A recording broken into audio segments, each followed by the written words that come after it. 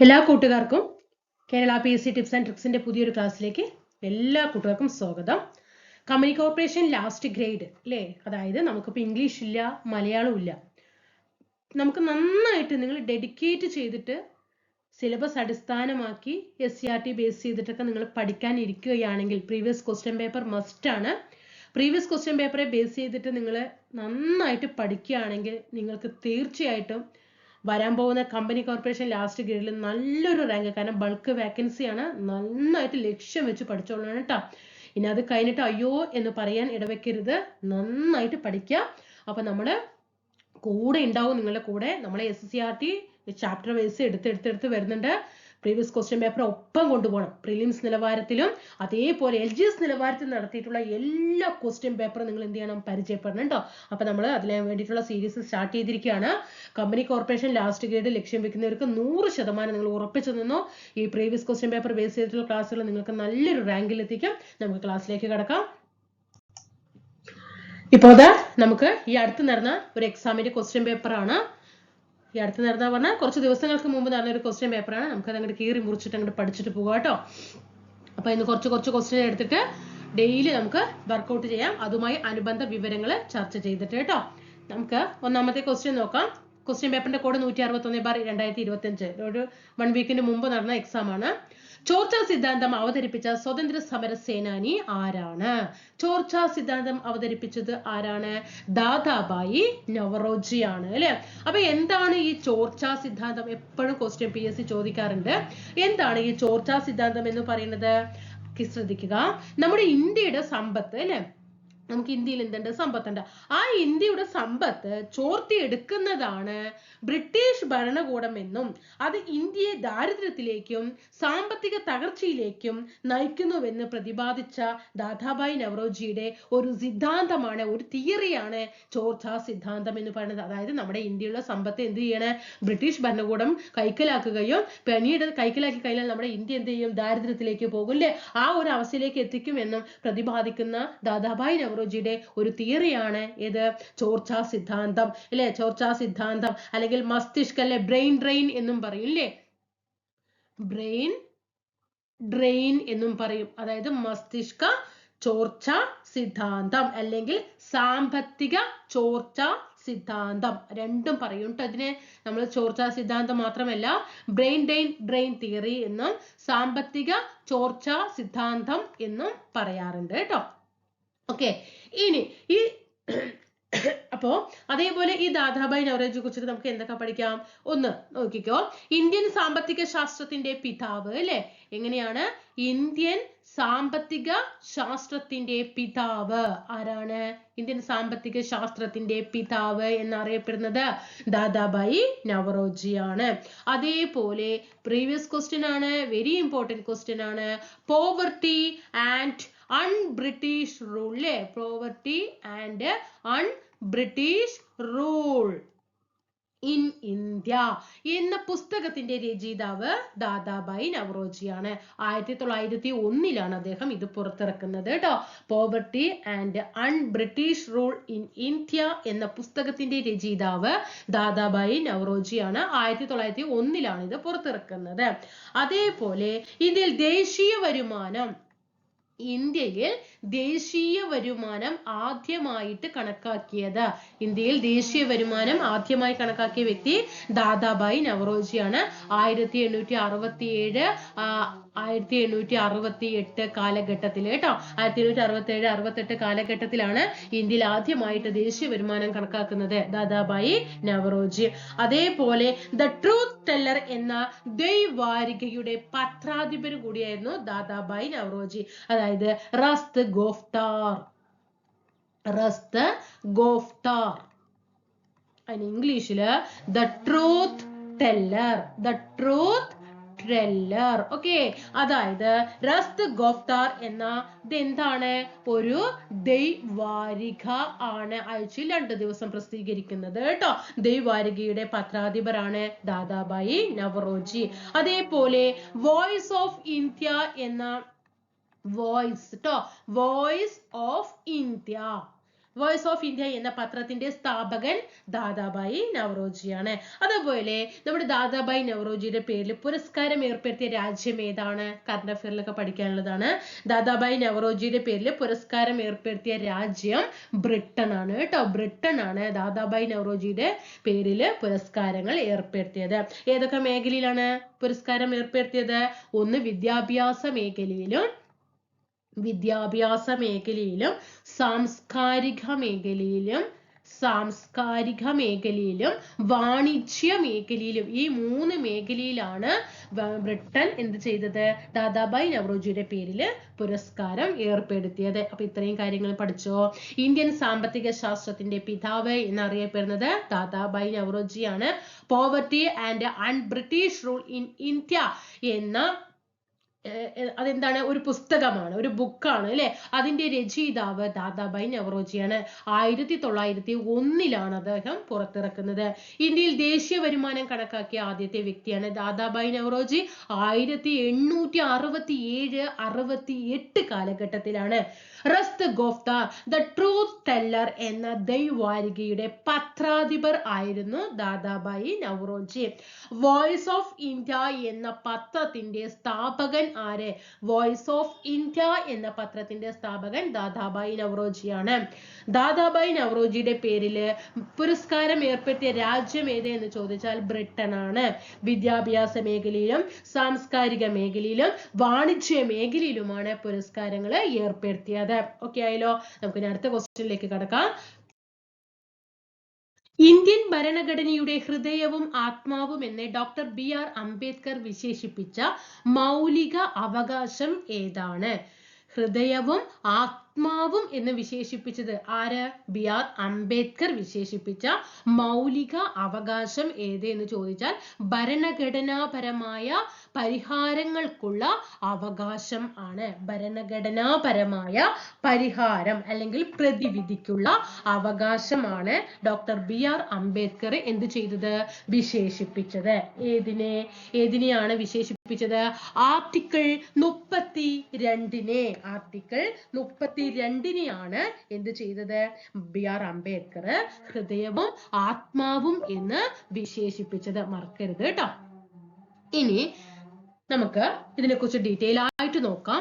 Article 32 എന്താണ്? Article 32 നമുക്കറിയാം, നമ്മുടെ ഇന്ത്യൻ ഭരണഘടനയില് മൗലിക അവകാശങ്ങളെ കുറിച്ച് പ്രതിപാദിക്കുന്ന ആർട്ടിക്കിൾ എന്ന് പറയുന്നത് ആർട്ടിക്കിൾ 12 മുതൽ 35 വരെയാണ്. വെരി ഇമ്പോർട്ടന്റ് ആണ്. ഇന്ത്യൻ ഭരണഘടനയിൽ മൗലിക അവകാശങ്ങളെ കുറിച്ച് പ്രതിപാദിക്കുന്ന ആർട്ടിക്കിൾ എന്ന് പറയുന്നത് 12 മുതൽ 35 വരെയാണ്. അതിൽ ആർട്ടിക്കിൾ 32-നെയാണ് ഡോക്ടർ BR അംബേദ്കർ ഭരണഘടനാപരമായ പരിഹാരങ്ങൾക്കുള്ള അവകാശം ആണ് 32-ൽ പറയുന്നത്. അതിനെ അംബേദ്കർ വിശേഷിപ്പിച്ചത് ഭരണഘടനയുടെ ഹൃദയവും ആത്മാവും എന്ന് അദ്ദേഹം വിശേഷിപ്പിച്ചു. അതേപോലെ ആർട്ടിക്കിൾ 32 എന്തു പറയുന്നുണ്ട്? നമ്മൾക്ക് മൗലിക അവകാശങ്ങളുടെ ലംഘനം ഉണ്ടായാൽ, നമ്മുടെ ഇന്ത്യയില് ഓരോ പൗരനും മൗലിക അവകാശങ്ങളുടെ പേരിൽ ഒരു ലംഘനം ഉണ്ടായാൽ സുപ്രീം കോടതിയെ നേരിട്ട് സമീപിക്കാം എന്ന് പറയുന്ന അനുച്ഛേദം ഏതാണ്? ആർട്ടിക്കിൾ 32 ആണ്. സുപ്രീം കോടതി നമുക്ക് ഓരോരുത്തരും അല്ലെങ്കിൽ ഒരു സ്ഥാപനങ്ങൾക്ക് മൗലിക അവകാശ ലംഘനം ഉണ്ടായാൽ സുപ്രീം കോടതിയെ സമീപിക്കാം എന്ന് പറയുന്ന ആർട്ടിക്കിൾ ആണ് ആർട്ടിക്കിൾ 32. അതേപോലെ തന്നെ ഇന്ത്യൻ ഭരണഘടനയുടെ അടിസ്ഥാന സവിശേഷതയാണ്. ഇന്ത്യൻ ഭരണഘടനയുടെ അടിസ്ഥാന സവിശേഷത എന്ന് ആർട്ടിക്കിൾ 32-നെ വിശേഷിപ്പിച്ചത് ആരാണ്? അത് സുപ്രീം കോടതിയാണ്. ഇന്ത്യൻ ഭരണഘടനയുടെ അടിസ്ഥാന സവിശേഷതയാണ് ആർട്ടിക്കിൾ 32 എന്ന് സുപ്രീം കോടതി എന്ത് ചെയ്തിട്ടുണ്ട്? അഭിപ്രായപ്പെട്ടിട്ടുണ്ട്. അതുപോലെ മൗലിക അവകാശങ്ങളെ സംരക്ഷിക്കുന്നതിന് വേണ്ടിയിട്ട് സുപ്രീം കോടതി റിട്ട് പുറപ്പെടുവിക്കുന്നത്. മൗലികാവകാശങ്ങളെ സംരക്ഷിക്കാൻ വേണ്ടിയിട്ട് റിട്ട് പുറപ്പെടുവിക്കും. റിട്ട് പുറപ്പെടുവിക്കാനുള്ള അധികാരം സുപ്രീം കോടതിക്കും ഹൈക്കോടതിക്കും മാത്രമേ ഉള്ളൂ. മനസ്സിലാകുന്നുണ്ടോ? വേറെ താഴ്ന്ന കീഴ്ക്കോടതികൾക്കൊന്നും റിട്ട് പുറപ്പെടുവിക്കാനുള്ള അധികാരം ഇല്ല. ആർക്ക് മാത്രമാണ്? സുപ്രീം കോടതിക്കും ഹൈക്കോടതിക്കും മാത്രമേ എന്ത് ചെയ്യാൻ പറ്റുള്ളൂ? മൗലികാവകാശങ്ങളെ സംരക്ഷിക്കാൻ റിട്ട് പുറപ്പെടുവിക്കാൻ സാധിക്കുകയുള്ളൂ. ആ റിട്ട് പുറപ്പെടുവിക്കുന്നത് ആർട്ടിക്കിൾ 32 പ്രകാരമാണ് സുപ്രീം കോടതി. ഓക്കെ, സുപ്രീം കോടതി റിട്ട് പുറപ്പെടുവിക്കുന്നത് ഈ ആർട്ടിക്കിൾ 32 പ്രകാരമാണ്. എങ്കിൽ ഹൈക്കോടതി എത്രയാണ്? 226. ഓക്കെ, ഇനി ഇന്ത്യൻ ഭരണഘടനയുടെ ഹൃദയവും ആത്മാവും എന്ന് വിശേഷിപ്പിച്ചത് ഏത് വകുപ്പിനെയാണ്? അംബേദ്കർ ആർട്ടിക്കിൾ 32നെയാണ്. അതേപോലെ മൗലിക അവകാശങ്ങളിൽ, പ്രീവിയസ് ക്വസ്റ്റ്യൻ ആണ്, മൗലിക അവകാശങ്ങളിൽ മൗലികാവകാശങ്ങളിൽ മൗലികമായത് എന്നറിയപ്പെടുന്ന അനുച്ഛേദം എന്ന് അംബേദ്കർ വിശേഷിപ്പിച്ചതും ഏതിനെയാണ്? ആർട്ടിക്കിൾ 32നെയാണ്. ആർട്ടിക്കിൾ 32 മൗലിക അവകാശങ്ങളുടെ സർവ്വവിധ സംരക്ഷണവും ലക്ഷ്യമാക്കിയിട്ടുള്ളതാണ്. ആർട്ടിക്കിൾ 32 എന്ന് പറയുന്നത്. അപ്പൊ ഇത്രയും കാര്യങ്ങൾ ആർട്ടിക്കിൾ 32 പഠിക്കുക. ഇന്ത്യൻ ഭരണഘടനയുടെ ഹൃദയവും ആത്മാവും എന്ന് BR അംബേദ്കർ വിശേഷിപ്പിച്ച മൗലിക അവകാശമാണ് ആർട്ടിക്കിൾ 32. ആർട്ടിക്കിൾ 32ന്റെ പ്രത്യേകത ഭരണഘടനാപരമായ പരിഹാരം കാണാനുള്ള ഒരു അവകാശമാണ് 32ൽ പ്രതിപാദിക്കുന്നത്. സുപ്രീം കോടതി മൗലിക അവകാശങ്ങളെ സംരക്ഷിക്കാൻ വേണ്ടി റിട്ട് പുറപ്പെടുവിക്കുന്നത് ആർട്ടിക്കിൾ 32 പ്രകാരമാണ്. നമ്മുടെ ഇന്ത്യൻ ഭരണഘടനയിൽ മൗലിക അവകാശം എന്ന് പറയുന്നത് അല്ലെ, മൗലിക അവകാശം എന്ന് പറയുന്നത് അത്രയും പ്രധാനപ്പെട്ട ഒരു കാര്യമാണ് അല്ലെ. അപ്പോ ഈ മൗലിക അവകാശങ്ങളിൽ ആർട്ടിക്കിൾ 32 എന്ന് പറയുന്നത് അടിസ്ഥാന സവിശേഷതയാണ് എന്ന് സുപ്രീം കോടതി പറഞ്ഞിട്ടുണ്ട്. അതേപോലെ തന്നെ സുപ്രീം കോടതി മൗലിക അവകാശങ്ങളെ സംരക്ഷിക്കാൻ റിട്ട് പുറപ്പെടുവിക്കുന്നത് സുപ്രീം കോടതിയാണ്. മൗലിക അവകാശങ്ങളിൽ മൗലികമായത് എന്ന് വിശേഷിപ്പിച്ചത് BR അംബേദ്കർ ആണ്. ഏതിനെ? ആർട്ടിക്കിൾ 32നെയാണ്. ഇനി നമുക്കറിയാം ഇന്ത്യൻ ഭരണഘടനയിൽ ആർട്ടിക്കിൾ 12 മുതൽ 35 വരെയാണ് എന്തിനെ കുറിച്ച് പറയുന്നത്? മൗലിക അവകാശങ്ങളെ കുറിച്ച് പറയുന്നത് എന്ന് നമ്മൾ പറഞ്ഞു. ഓക്കെ ആണോ? 12 മുതൽ 35 വരെ. എങ്കിൽ ഈ 12 മുതൽ 35 വരെയുള്ളതിൽ നമുക്ക് ഓരോന്ന് നോക്കിയാലോ? ഈ സമത്വത്തിനുള്ള അവകാശം ഏത് വരും? 14 മുതൽ 18 വരെയാണ് അല്ലെ. 14 മുതൽ 18 വരെ. ഇപ്പൊ 12. ഓക്കെ, നമുക്ക് നോക്കാം. സമത്വത്തിനുള്ള അവകാശം ആർട്ടിക്കിൾ 14 മുതൽ 18 വരെ വരും. ഇനി മതസ്വാതന്ത്ര്യത്തിനുള്ള അവകാശം ആർട്ടിക്കിൾ 25 മുതൽ 28 വരെ വരും അല്ലെ. 25. ഇനി 23ഉം 24ഉമാണ് ചൂഷണത്തിനെതിരെയുള്ള അവകാശം. 23, 24 മറക്കരുത് കേട്ടോ. ഓക്കെ, ഭരണഘടനാപരമായ പരിഹാരങ്ങൾക്കുള്ള അവകാശം 32. സ്ത്രീകളുടെ ഉന്നമനത്തിനായിട്ട് ആര്യ മഹിളാ സഭ എന്ന സംഘടന സ്ഥാപിച്ചത് ആരാണ്? ആര്യ മഹിളാ സഭ ആരാണ്? എപ്പോഴും ചോദിക്കും കേട്ടോ PSC, ഇത് എപ്പോഴും ചോദിക്കാറ്. പ്രീവിയസ് ക്വസ്റ്റ്യൻ പഠിച്ചിട്ട് അതിൽ നിന്ന് ഒരു മാർക്ക് നിങ്ങൾ കളയാൻ പാടില്ല കേട്ടോ. കാരണം പിന്നെ അയ്യോ ഞാൻ അന്ന് ക്വസ്റ്റ്യൻ പേപ്പർ വർക്ക്ഔട്ട് ചെയ്താണ് നെഗറ്റീവ് അങ്ങനെ പറയാൻ പാടില്ല കേട്ടോ. പഠിക്കുന്ന കാര്യങ്ങളെ വ്യക്തമായിട്ട് പഠിക്കുക കേട്ടോ. അപ്പൊ ഇവിടെ ആരാണ് ആര്യ മഹിളാ സഭ എന്ന സംഘടന സ്ഥാപിച്ചത്? പണ്ഡിത രമാഭായി ആണ് അല്ലെ. കുറെ സംഘടനകളെ എപ്പോഴും ചോദിക്കും, PSC ചോദിക്കും അല്ലെ. ബ്രഹ്മസമാജം സ്ഥാപിച്ചത് ആരാണ്? ബ്രഹ്മസമാജം സ്ഥാപിച്ചത് 1828 വർഷമടക്കം PSC ചോദിക്കാറുണ്ട്. രാജാറാം മോഹൻ റോയ് ആണ് അല്ലെ. ആരാണ്? രാജാറാം മോഹൻ റോയ്. ഓക്കെ, പഠിക്കണം. ബ്രഹ്മസമാജം സ്ഥാപിച്ചത് 1828 രാജാറാം മോഹൻ റോയ് ആണ്. എങ്കിൽ ഇന്ത്യൻ ബ്രഹ്മസമാജം സ്ഥാപിച്ചത് ആരാണ്? ഇന്ത്യൻ ബ്രഹ്മസമാജം സ്ഥാപിച്ചത് കേശവ ചന്ദ്രസെൻ ആണ് കേട്ടോ. കേശവ ചന്ദ്രസെൻ ആണ് ഇന്ത്യൻ ബ്രഹ്മസമാജം സ്ഥാപിക്കുന്നത്.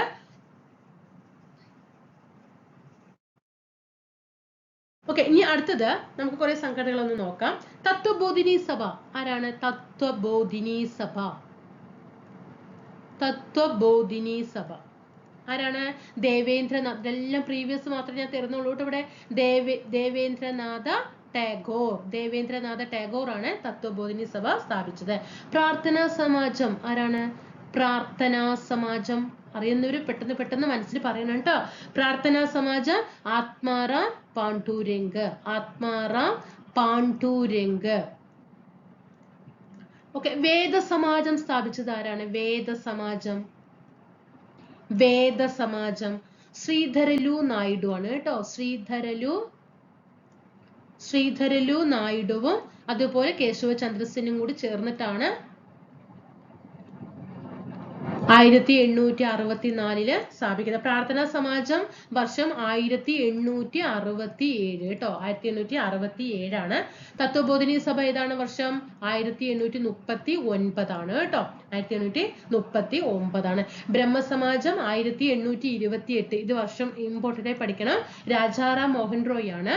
ഇന്ത്യൻ ബ്രഹ്മസമാജം സ്ഥാപിച്ചത് കേശവ ചന്ദ്രസെൻ ആണ്. അവിടെ ആ രണ്ടാൾക്കാരെ മാറ്റാം. എന്നിട്ട് തത്വബോധിനി സഭ ഇതെല്ലാം പ്രീവിയസ് ആണ് കേട്ടോ. ദേവേന്ദ്രനാഥ ടാഗോർ ആണ്. പ്രാർത്ഥനാ സമാജം ആത്മാറാം പാണ്ഡുരംഗ് ആണ്. വേദസമാജം ശ്രീധരലു നായിഡുവും കേശവ ചന്ദ്രസെന്നും കൂടി ചേർന്നിട്ടാണ്. പൂന സാർവജനിക് സഭ സ്ഥാപിച്ചത് ആരാണ്? പൂന സാർവജനിക് സഭ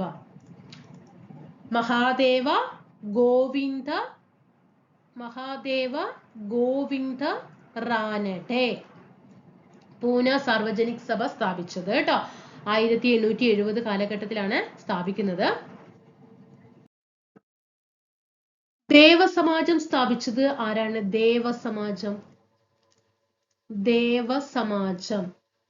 ദേവസമാജ് സ്ഥാപിച്ചത് ആരാണ്? ശിവനാരായൺ അഗ്നിഹോത്രി കേട്ടോ. ശിവനാരായൺ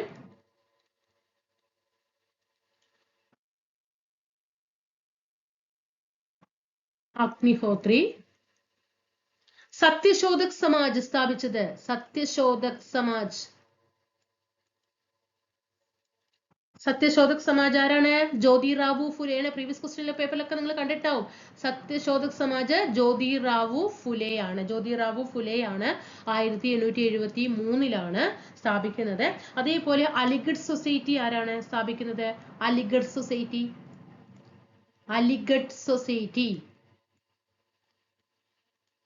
സർ സയ്യിദ് അഹമ്മദ് ഖാൻ ആണ് കേട്ടോ. സർ സയ്യിദ് അഹമ്മദ് ഖാൻ ആണ് അലിഗഡ് സൊസൈറ്റി 1875 സ്ഥാപിക്കുന്നത്. അലിഗഡ് സൊസൈറ്റി 1875. അതേപോലെ തന്നെയാണ് തിയോസഫിക്കൽ സൊസൈറ്റിയും 1875 സ്ഥാപിക്കുന്നത്. നമുക്കറിയാം തിയോസഫിക്കൽ സൊസൈറ്റി സ്ഥാപകർ വന്നിട്ട് ബ്ലാവട്സ്കിയും അതേപോലെ തന്നെ ആരാണ്? ഹെൻറി ഓൾക്കോട്ടുമാണ് അല്ലെ. ബ്ലാവട്സ്കി ആൻഡ് ഹെൻറി ഓൾക്കോട്ടാണ് തിയോസഫിക്കൽ സൊസൈറ്റി ന്യൂയോർക്കിൽ ആരംഭിക്കുന്നത്. പക്ഷെ നമ്മുടെ PSCക്ക് എപ്പോഴും ചോദ്യം ഇന്ത്യയുടെ ആസ്ഥാനം, തിയോസഫിക്കൽ സൊസൈറ്റിയുടെ ഇന്ത്യൻ ആസ്ഥാനമാണിത്. ഈ അടുത്ത് നടന്ന ഒരു എക്സാമിന് അടക്കം ഈ ക്വസ്റ്റ്യൻ ചോദിച്ചിട്ടുണ്ടായിരുന്നതാണ്. തിയോസഫിക്കൽ സൊസൈറ്റിയുടെ ഇന്ത്യൻ ആസ്ഥാനം എവിടെയെന്ന് ചോദിച്ചിട്ടുണ്ട്. ചെന്നൈ ആണ് കേട്ടോ. ചെന്നൈ അടയാർ കേട്ടോ. അടയാറല്ല അന്ന് തന്നിട്ടുണ്ടായിരുന്നത്. ഓരോ ചെന്നൈ, ബോംബെ എന്നൊക്കെ പറഞ്ഞിട്ട് കൊൽക്കത്ത എന്നൊക്കെ പറഞ്ഞിട്ടാണ് തന്നിട്ടുണ്ടായിരുന്നത്. ചെന്നൈയിലാണ് കേട്ടോ. തിയോസഫിക്കൽ സൊസൈറ്റിയുടെ ഇന്ത്യൻ ആസ്ഥാനം എവിടെയാണ്? അടയാർ, ചെന്നൈയിലാണ് കേട്ടോ. ആരായിരുന്നു നേതൃത്വം കൊടുത്തത്? ഇന്ത്യൻ ആസ്ഥാനത്തിന് അടയാറിൽ നേതൃത്വം കൊടുത്തത് ആരാണ്? ആനി ബസന്റ് ആണ് കേട്ടോ. ആനി ബസന്റ് ആണ്. അപ്പൊ എങ്കിൽ ഇവിടെ ഇന്ത്യൻ ആസ്ഥാനത്തിൽ അടയാർ, ചെന്നൈയില് ആനി ബസന്റ് ആണെങ്കിൽ, അതേപോലെ മലബാറിൽ ആരംഭിച്ചത് Aligarh society, theosophical society മലബാറില്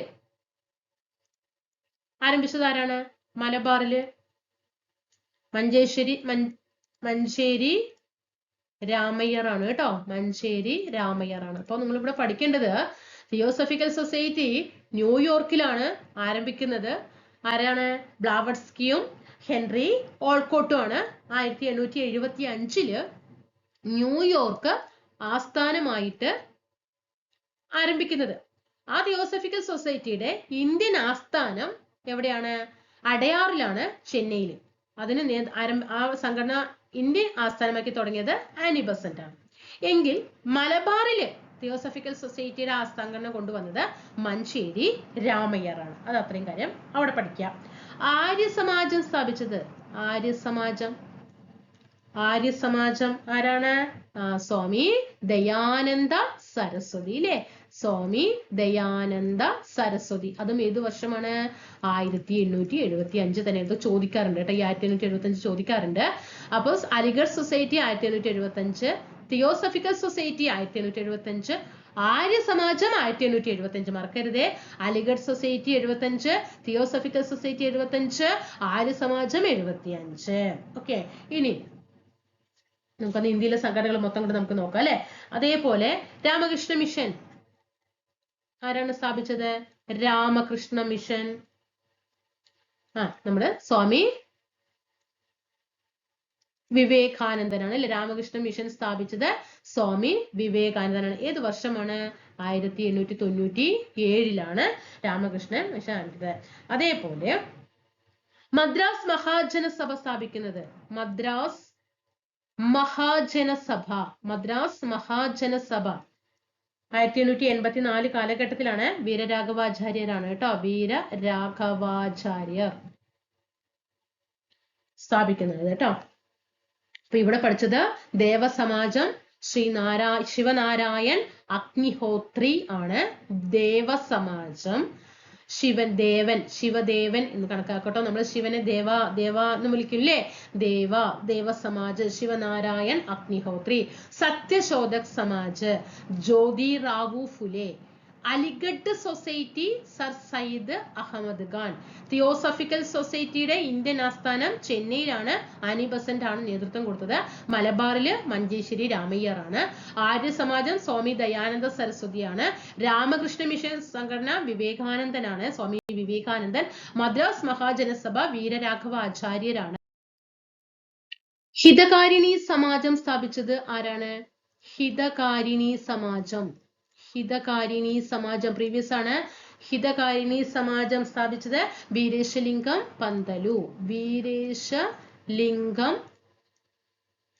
Pantulu ആണ്. അത് നമ്മുടെ 1906 കാലഘട്ടത്തിലേക്ക് എത്തി കേട്ടോ. ഇനി 900 വരുന്ന കാലഘട്ടങ്ങളിലാണ് ഹിതകാരിണി സമാജം വീരേശലിംഗം പന്തലു. അവിടെയാണ് ആന്ധ്രാപ്രദേശിലാണ് കേട്ടോ സ്ഥാപിക്കുന്നത്. ഹിന്ദു മഹാസഭ ആരാണ്? ഹിന്ദു മഹാസഭ മദൻ മോഹൻ മാളവ്യ ആണ് കേട്ടോ. മദൻ മോഹൻ മാളവ്യ. ഏതാ വർഷം? 1907 കേട്ടോ. 1907 ഹിന്ദു മഹാസഭ മദൻ മോഹൻ മാളവ്യ സ്ഥാപിക്കുന്നത്. Self respect movement previous question ആണ്. സെൽഫ് റെസ്പെക്ട് മൂവ്മെന്റ് ആരാണ്?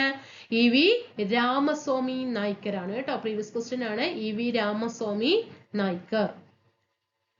വർഷം 1925 കേട്ടോ. അതായത് ഇപ്പൊ സെൽഫ് റെസ്പെക്ട് മൂവ്മെന്റ് പറയുമ്പോൾ നമ്മളിപ്പോ ഇംഗ്ലീഷ് പറയും അല്ലെ. EV രാമസ്വാമി നായ്ക്കർ എന്ന് പറയുമ്പോൾ ആ തമിഴ് ഇതാണ് അല്ലെ. അപ്പൊ അതിന് എന്താ തമിഴിൽ പറയുക? സ്വയമര്യാദൈ ഇയക്കം. ഓക്കെ, സ്വയമര്യാദൈ ഇയക്കം എന്നാണ് self respect movement. EV Ramaswamy Naicker കേട്ടോ. ഭാരതീയ വിദ്യാഭവൻ ആരാണ്? ഭാരതീയ വിദ്യാഭവൻ KM മുൻഷിയാണ് കേട്ടോ. KM മുൻഷിയാണ്. 1938 മുംബൈയിലാണ് കേട്ടോ. 1938 മുംബൈയിലാണ് ഇത് സ്ഥാപിക്കുന്നത്. അതേപോലെ സ്വദേശി ബാണ്ഡവ് സമിതിയോ? സ്വദേശി ബാണ്ഡവ് സമിതി എന്ന സംഘടന അശ്വിനി കുമാർ ദത്താണ്. അശ്വിനി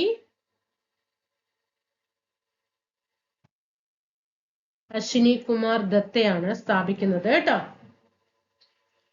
ഭൂദാന പ്രസ്ഥാനം ആരാണ്? ഭൂദാന പ്രസ്ഥാനം പ്രീവിയസ് ക്വസ്റ്റ്യൻ ആണ്. ഭൂദാന പ്രസ്ഥാനം ആചാര്യ വിനോബ ഭാവെയാണ് എന്ത് ചെയ്യുന്നത്?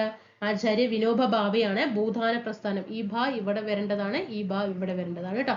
ആചാര്യ വിനോബ ഭാവെയാണ് ഭൂദാന പ്രസ്ഥാനം 1951 തെലങ്കാനയിലെ, ഇതെല്ലാം പ്രീവിയസ് ആണ്, ഇതൊക്കെ ചോദിച്ചതാണ്, തെലങ്കാനയിലെ പോച്ചാംപള്ളിയിൽ കേട്ടോ. അതും ചോദിച്ച ക്വസ്റ്റ്യൻ ആണ്. ആചാര്യ വിനോബ ഭാവെ 1951 ബൗദ്ധാന പ്രസ്ഥാനം രൂപീകരിച്ചത് തെലങ്കാനയിലെ പോച്ചാംപള്ളിയിലാണ് കേട്ടോ. ഇനി നമ്മുടെ ഈ SCERT-യിൽ കിടക്കുന്ന കുറച്ച് സംഘടനകൾ മാത്രം നോക്കാം. നമ്മുടെ SCERT-യിൽ കൊടുത്തത് നമ്മളിപ്പോ ചിലപ്പോൾ പഠിച്ച കാര്യങ്ങൾ തന്നെയായിരിക്കും SCERT-യിൽ കൊടുത്തത് മാത്രം പറയാം കേട്ടോ. ആര്യ സമാജം നമ്മുടെ SCERT-യിൽ കിടക്കുന്നുണ്ട് കേട്ടോ. ആര്യ സമാജം ആരാണ് സ്വാമി ദയാനന്ദ, നമ്മൾ പഠിച്ച കാര്യമാണ്, സ്വാമി ദയാനന്ദ സരസ്വതി. അതേപോലെ രാമകൃഷ്ണ മിഷൻ SCERT-യിൽ കിടക്കുന്നുണ്ട് കേട്ടോ. രാമകൃഷ്ണ മിഷൻ, അതാരാണ് രാമകൃഷ്ണ മിഷൻ? നിങ്ങൾക്ക് ഫിൽ ചെയ്യാൻ കഴിയണം, ഇത് പഠിച്ചു കഴിഞ്ഞതല്ലേ. അലിഗഡ് പ്രസ്ഥാനം, അലിഗഡ്, ഇതൊക്കെ നിങ്ങൾ ചെയ്യണേ, ചെയ്ത് നോക്കാൻ കിട്ടണുണ്ടോ നിങ്ങൾക്ക്? ഒക്കെ നമ്മളിപ്പോ പഠിച്ച കാര്യങ്ങളാണ്. അലിഗഡ് പ്രസ്ഥാനം, അതുപോലെ പ്രാർത്ഥനാ സമാജം, പിന്നെ തിയോസഫിക്കൽ സൊസൈറ്റി, ഇതൊക്കെ SCERT-യിലുള്ള കാര്യങ്ങളാണ്. തിയോസഫിക്കൽ സൊസൈറ്റി ഞാൻ മൊത്തം എല്ലാ ഇന്ത്യയിലുള്ള സംഘടനകളും മൊത്തം പറഞ്ഞു തന്നു. എന്നിട്ട് SCERT-യിലുള്ളത് മാത്രം വേറെ പറഞ്ഞു തരാണ് കേട്ടോ. ഹിതകാരിണി സമാജം, സത്യശോധക്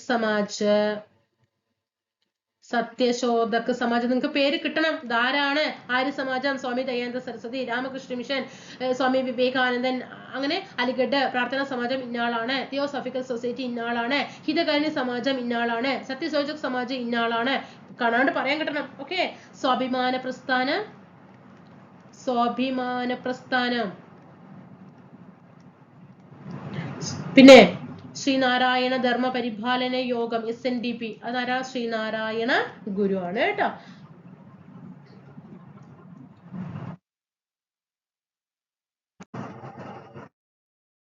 ഭരണഘടനാ ഭേദഗതികളിലൂടെ മൗലിക അവകാശങ്ങളിൽ കൂട്ടിച്ചേർക്കുകയും ഒഴിവാക്കപ്പെടുകയും ചെയ്ത അവകാശം ഏതാണ്? ആൻസർ വിദ്യാഭ്യാസത്തിനും സ്വത്തിനുമുള്ള അവകാശമാണ്. നമ്മുടെ ഇന്ത്യൻ ഭരണഘടന നിലവിൽ വരുന്ന സമയത്ത് എന്ത് ചെയ്തിട്ടുണ്ടായിരുന്നു? സ്വത്തവകാശം ഒരു മൗലിക അവകാശമായിരുന്നു.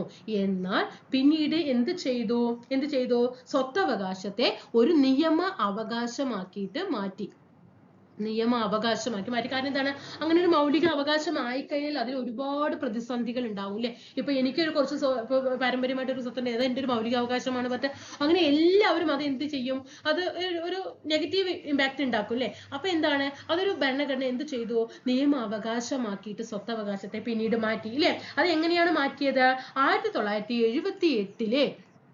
1978-ലെ 44-ാമത്തെ ഭേദഗതി പ്രകാരമാണ്. വെരി ഇമ്പോർട്ടന്റ് ക്വസ്റ്റ്യൻ ആണ്. 1978-ലെ 44-ാമത്തെ ഭേദഗതി പ്രകാരമാണ്. 78 ആണോ 76 ആണോ കൺഫ്യൂഷൻ വരാൻ പാടില്ല. ഈ 4 കൂടി കൂട്ടുമ്പോൾ 8 എന്ന് കണക്ട് ചെയ്യുക. അപ്പൊ ഇവിടെ 8 എന്ന് ശ്രദ്ധിക്കണം കേട്ടോ.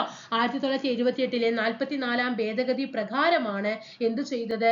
സ്വത്തവകാശത്തെ മൗലികാവകാശത്തിൽ നിന്നും എന്ത് ചെയ്തത്? സ്വത്തവകാശത്തെ മൗലിക അവകാശത്തിൽ നിന്നും നീക്കം ചെയ്ത് ഒരു നിയമ അവകാശമാക്കി മാറ്റിയത്. 1979-ലാണ് എന്ത് ചെയ്തത്? നിലവിൽ വന്നത് കേട്ടോ. ഓക്കെ.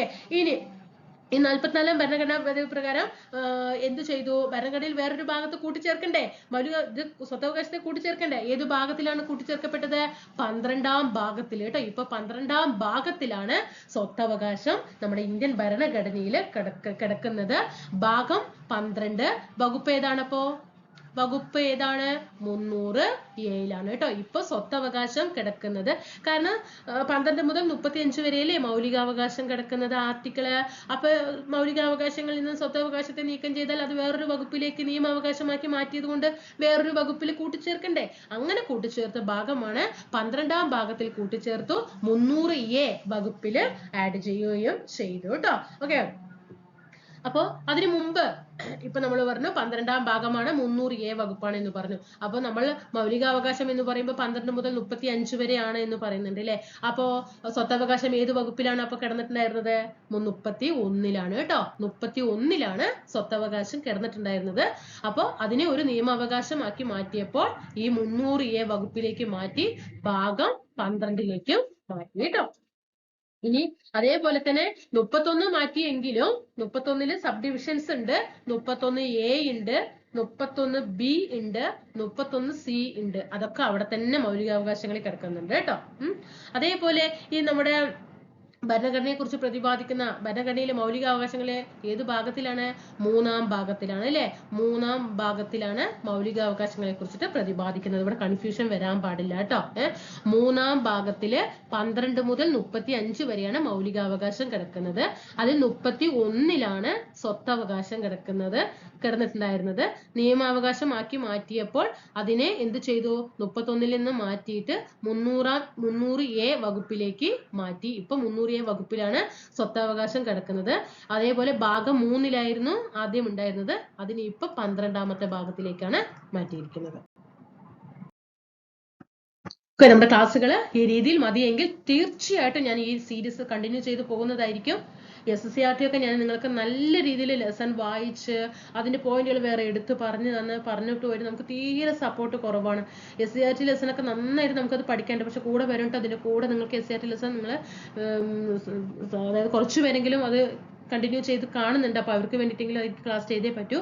തീർച്ചയായിട്ടും നിങ്ങൾക്ക് ഇപ്പൊ ചെയ്തു തുടങ്ങിയ സീരീസ് നിങ്ങൾക്ക് ഇഷ്ടമായെങ്കിൽ തീർച്ചയായിട്ടും നിങ്ങൾ താഴെ കമന്റ് ചെയ്യുക. ഈ സീരീസ് തീർച്ചയായിട്ടും എക്സാം വരെയും എല്ലാ LGS നിലവാരത്തിലെ ക്വസ്റ്റ്യൻ പേപ്പറിനെയും കീറി മുറിച്ച് പഠിച്ചിട്ട് നമ്മൾ നല്ല റാങ്കുമായിട്ട് എത്തും, ഉറപ്പാണ്. അപ്പൊ തീർച്ചയായിട്ടും ക്ലാസ്സുകൾ ഇഷ്ടപ്പെടുകയാണെങ്കിൽ സബ്സ്ക്രൈബ് ചെയ്ത് സപ്പോർട്ട് ചെയ്യുക. നിങ്ങളുടെ വിലയേറിയ അഭിപ്രായങ്ങളും ക്ലാസ്സിനെ കുറിച്ചിട്ടുള്ള വിമർശനങ്ങളും താഴെ രേഖപ്പെടുത്തുക. അതേപോലെ തന്നെ ടെലിഗ്രാം ഗ്രൂപ്പിൽ ജോയിൻ ചെയ്യുക, ലൈക്ക് ചെയ്യുക, നിങ്ങളുടെ ഗ്രൂപ്പുകളിലൊക്കെ ഷെയർ ചെയ്ത് സപ്പോർട്ട് ചെയ്യുക. നമുക്ക് തീർച്ചയായിട്ടും 2 ക്ലാസ് വെച്ചിട്ട് ഡെയിലി കൊണ്ടുപോകണം. ഓക്കെ, അപ്പൊ നമുക്ക് അടുത്ത ക്ലാസ്സിൽ കാണാം. Thank you.